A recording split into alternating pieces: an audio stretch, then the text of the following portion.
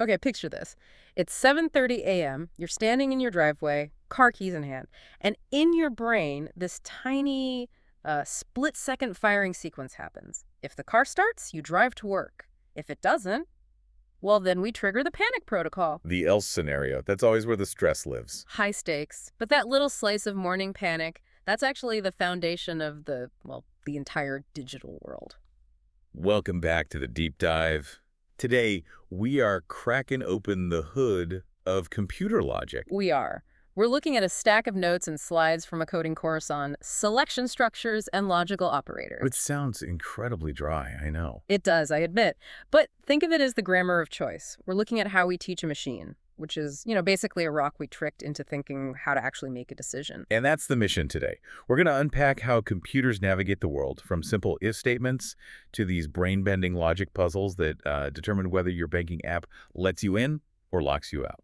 So let me just start with the core problem here. Humans are wishy-washy. We live in the gray area. Maybe I'll have a salad, unless the pizza looks good or, if I'm tired. How do we translate that mess into the rigid, true or false world of a computer? You can't. Yeah. It forces you to be brutally precise. Yeah. A computer can't kind of want to do something. It needs a binary trigger. And that starts with the absolute basic unit of decision-making, the selection structure. The fork in the road? The fork in the road. And the source material kicks off with the simplest version of this, the single alternative, or the if-then. The text uses the example, if it is dark, then turn on the lights. Simple enough. But look at what's missing. What happens if it's not dark? You do nothing. You do nothing. You don't turn them off. You don't dim them. The code just skips that instruction and keeps moving. It's like a conditional reflex. If homework is completed, submit it. If it's not completed, the computer doesn't panic. No. It just doesn't submit. Carries on with its day. See, that's where the computer and I are very different. If I don't submit the homework, I'm definitely panicking. Life usually has consequences for not acting. And that is where we graduate to the dual alternative, the if-then-else. This is where the universe splits into two distinct timelines. You have a path for success and a path for failure. Which brings us back to my intro. If car starts, drive. Else, call a rideshare. Or the classic umbrella scenario. If you have an umbrella, you stay dry. Else. You get soaked. The key insight here isn't just that there are two options. It's that the computer cannot handle ambiguity. You have to explicitly code the failure state.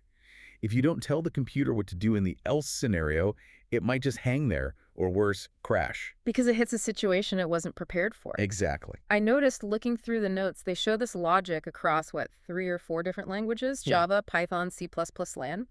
And it's funny, the syntax, the way it's written looks different. Oh yeah, curly braces versus indentation. But the logic is identical. It is. Whether you're speaking English, French, or Java, the concept of a fork in the road is universal. If age equals 18, you can vote. That truth doesn't change based on the programming language. The only thing that changes is the punctuation. Okay, so we have the fork. But to even find the fork, we need to compare things. We need to know if age actually is greater than 18. This brings us to the grammar of comparison. Relational operators. The tools we use to weigh options. And most of these you'd know from, grade school math. Greater than, less than, greater than or equal to. But there is one operator here that I think trips up every single person who tries to learn to code. Oh, the equal sign. The equal sign. The equals trap. It's the classic beginner mistake. Because in math, x is 5 is. It's a fact. It's a statement. But in code, it's an action. In most languages, a single equals sign is a command. It's an assignment. You're telling the computer, take the value 5 and shove it into the box labeled x. You aren't asking if x is 5. You're making by 5. You are making it 5. You're overwriting whatever was there before. So if I want to ask the question, if I want to say, hey, computer, is x currently equal to 5? You need the double equals. 2 equal signs. Yeah, think of that like an interrogation. 1 equal sign is you giving an order. 2 equal signs is you checking the facts. And then you have the not equals, which seems to have a few different spellings depending on where you look. Usually it's an exclamation point followed by an equal sign. The exclamation point in code almost always means not. So literally translates to not equal. So if x3 means if x is anything in the universe other than 3, go ahead and run this code. Exactly. And here's a little technical nugget from the source that's easy to miss. Associativity. These comparisons are read left to right. If x equals 3 isn't a statement about the nature of the universe, it's a true-false question that evaluates in real time. Okay, so it generates a true or false, a Boolean A result. Boolean result, correct. So we can check if things are equal, but life is rarely about just one thing. It's usually a combination of messy factors, like I'll go to the party if I have a ride, and I finish my work and I don't look tired. Now we're entering the realm of logical operators. Hmm. This is where we start building complex logic gates, the big three: AND, OR, and NOT. Let's break these down, because this is where the logic gets really strict. Let's start with A and D. The double ampersands on it. I call this the high bar. It is a high bar.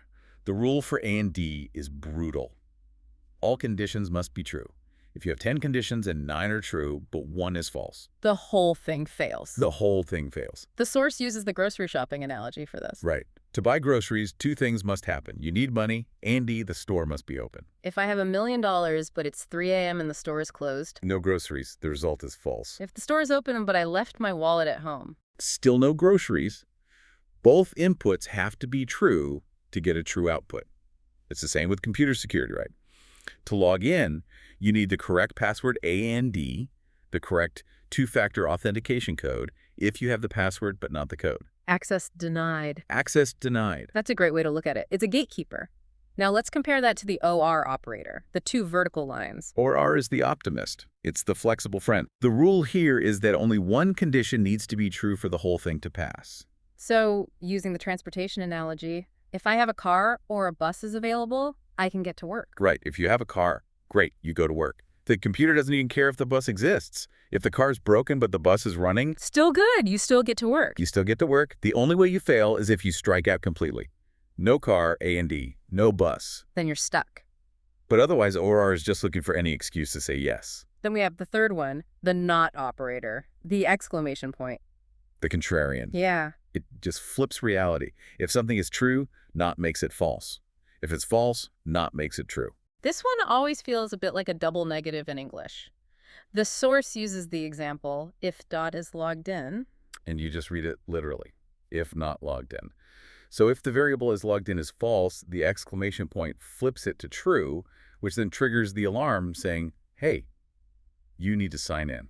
Ah, so it's a way of handling exclusions. Do this only if the user is not an administrator. Precisely. Yeah, very useful for toggle switches or checking if something is empty. Okay, now I want to pivot to something in the notes that I found surprisingly practical. Short-circuiting. It sounds like something breaking, like a fuse blowing, but it seems to be a feature, not a bug. Oh, it is definitely a feature. It's all about being efficiently lazy. Efficiently lazy, Right. my favorite kind of lazy. But why does a computer need to be lazy? It doesn't get tired. It doesn't get tired, but it does run on electricity and time. Let's go back to the AND operator. The high bar. Money and D open store. Okay. Imagine the computer's checking this. It checks the first condition. Do you have money? And the answer is no. Okay. I'm broke. Does the computer need to even bother calling the store to check their hours? No, doesn't matter. I can't buy anything anyway. So the computer stops. It short circuits. It realizes, I have already failed. There's no point in doing the rest of the work. It saves that tiny bit of processing power. And I assume OR works the same way, but in reverse. Exactly. With OR, you only need one success. So if the computer checks, do you have a car? And the answer is yes. It stops checking the bus schedule. It doesn't need to know. It already has its yes. This seems trivial with groceries, but I can see how it would matter. Like on a modern website, right? You load a page. The code says, if the user is logged in A&D, show them the 4K high-definition video dashboard. Right. If I'm not logged in. The computer checks that first. False. It short circuits. It never even bothers trying to load that massive video file. That makes the page load instantly for a guest. So it's a speed hack. The text actually gives a tip for programmers based on this. Always test for the most likely failure first. In an AND statement, yes. If you're checking, is the user over 18 and a D? Do they have a valid ID? Is the moon full? Check the age first. If they aren't 18, you save yourself the trouble of the other checks. It's like dating. Check for the deal breakers first. Don't wait until the third date to ask if they're a serial killer. Short circuit the date. That is a very dark but very accurate application of Boolean logic, yes. Let's talk about boundaries, the danger zone. The source spends a lot of time on ranges, checking if a number is between 1 and 10. This is where human intuition really fights computer logic. We say, pick a number between 1 and 10. A human knows that usually includes 1 and 10. Right. A computer, you have to be specific. Is it inclusive or exclusive? Meaning, if I write by 1 and by 10? Then 1 and 10 are forbidden. Yeah. You have excluded the boundaries. If you want to include them, you need the or equal to symbols, the EDs and A. I can see how that messes up things like thermostats. If you want the AC to kick on at 75, but you wrote greater than 75, it waits until 76. And that 1 degree might be the difference between comfort and a complete email. The driving fine example in the text really highlights this, specifically with mixing up A and D and OR. This is where I got a bit tangled up. Ah, yes, the speed limit logic. Yeah. This catches so many students. Suppose you want to write a program that issues a ticket if a driver is speeding or if they're driving dangerously slow. Okay, so I want to catch them if speed 30 or speed 60. Right. But beginners often write this with an A and D. They write, if speed is less than 30, A and D, speed is greater than 60. Wait, I see what they're thinking, though. They're thinking, I want to check for both of these things. Exactly. They're thinking linguistically. Check for slow, and D check for fast. But logically. Let me just visualize that. How can you be going 20 miles per hour and 70 miles per hour at the same time? You can't. It's physically impossible. So that condition can never be true. So the code would just never issue a ticket. Everyone speeds for free. Because you used the wrong gate. You have to use OR for the outer boundaries. But, and here's the flip side, you use A and D when you want to check if you're inside a range. Ah, if speed is greater than 30 A and D less than 60, you need both to be true to be in the safe zone. So safety is an A and D. And danger is an OR. That's a great way to remember it. Now, speaking of mixing these up, we need to talk about the order of operations. Yeah. In math, we have PEMDAS. Please excuse my dear Aunt Sally. Right. If you mix that up, you get the wrong number. Is there a PEMDAS for logic? There is, and it is just as strict. If you throw A and Ds or Rs and knots into a blender without any punctuation, the computer has a very specific hierarchy it follows. It doesn't just read left to right. Who's the boss who gets evaluated first? The king is parentheses. Michael. Always. Anything inside those brackets happens first, no questions asked. Okay, so after parentheses. The not operator. That's a problem. It's urgent, it flips whatever it touches immediately. And then the big battle, A and D versus OR. ND beats OR. ND is like multiplication in math. It just binds things together more tightly. OR is like addition. It sort of happens last. Let's try to visualize the example from the notes. It's a string of logic. A, B, and C. That's not T, A, O, R, B, N, D, C. Right. It reads like a sentence, but the computer chops it up. So how does it see that? Okay, slow motion. Without parentheses, here's what it does. First, it scans for the highest priority. That's the A. It flips A from true to false, or vice versa. Done. Okay, A is dealt with. Next, it ignores the OR. It sees the B and C. It evaluates that relationship. Are B and C both true? It gets a result from that. Because A and D is higher priority, it cuts in line. Exactly. So now you have the result of the flip on the left and the result of the and D on the right. Finally, it compares those two chunks with the OR in the middle. But if I just put parentheses around the A and B... Totally changes the meaning. Now, the OR happens first because it's in the VIP section, the parentheses. Then the not flips that entire result. It's the difference between I did not eat ham or eggs versus I did not eat ham or eggs. Punctuation changes everything. It's the difference between let's eat grandma and let's eat grandma. Parentheses save lives. And they save code. Okay, we're in the home stretch here. We've been using a lot of if and else, but sometimes life isn't binary. Sometimes you have a menu with 20 options. Writing 20 nested if-else statements seems messy. It is. We call it spaghetti code. It's just a tangly mess to read and a nightmare to fix. And that's why we have the switch or case structure. And this is specifically designed for multiple distinct choices. Yes. Think of a vending machine. You don't want the machine running a logic test asking, did you press A1? No. Okay. Did you press A2? No. You want a direct link. Switch on button pressed, case A1 dash drop chips, case A2 dash drop candy. Much cleaner, it jumps straight to the answer. But the source points out a fascinating language divide here. If you're coding in Java or C++ age, you have actual commands called switch and case. It's built right into the language's DNA. But Python is the odd one out. Python traditionally didn't have a switch statement. It forced programmers to think differently. The source mentions using a dictionary mapping. A dictionary? Like what's... Similar concept. Instead of a list of instructions, imagine a lookup book. You tell Python, here is a dictionary. The word A1 means chips. The The word A2 means candy. When the user presses a button, Python doesn't run a logic test. It just looks it up. It just looks up the key in the book and gives you the value. That feels somehow smarter. It is very Pythonic, as they say. It achieves the same goal, getting me my chip, but instead of using a rigid control structure like a switch, it uses a data structure. Yeah. It turns the logic into a list. It's like different dialects of the same language. They all want to get you a burger. They just ask for it differently. Exactly. Before we wrap up, I have to ask about the challenge at the end of the source material. The professor left the students with a task. Fool me next class. I love this assignment.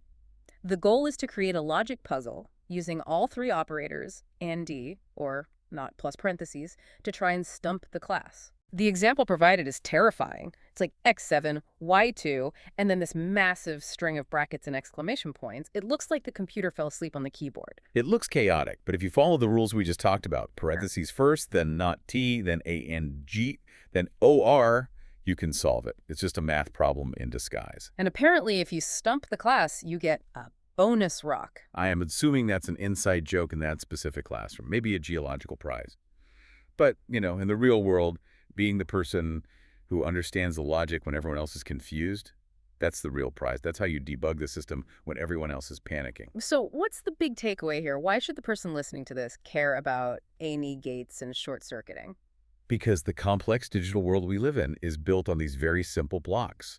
Every video game, every banking app, the autopilot on a plane, it all boils down to these tiny little gates opening and closing. True or false? It's humbling. And here's a thought I want to leave you with today. We talked about short-circuiting, how computers stop listening as soon as they know the answer to save energy. It makes them efficient. Do humans do that? I mean, think about the last argument you had. Did you short-circuit? Did you stop listening as soon as you heard one thing you disagreed with, a logical OR, because you'd already decided the outcome? That's a dangerous setting for a human. That's confirmation bias coded into our brains. Or do you operate on a logical A&D, where you require every single condition to be perfect before you agree to something? Are we running efficient logic, or are we just being closed-minded? That's a great question. Something to mull over before you execute your next decision. Thanks for listening to The Deep Dive. See you next time.